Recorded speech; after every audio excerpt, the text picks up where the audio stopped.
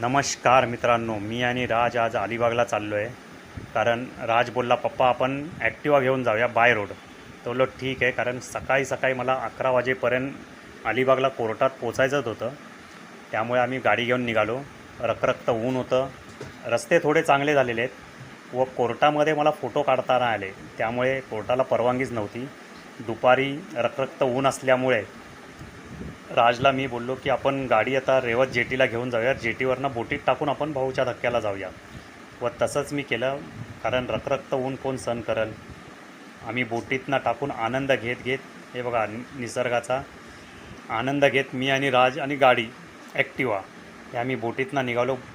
कारण 1.5 तासाचा प्रवास असल्यामुळे भाऊचा धक्का ते रेवस, हा बघा आनंद घेत शेवटी भाऊच्या धक्क्याला 1.5 तासानंतर पोचलो व समोरच्यांनी आम्हाला बाईक काढून दिली व आम्ही घरी सुखरूप पोचलो. धन्यवाद. परत भेटूया नवीन व्हिडिओमध्ये.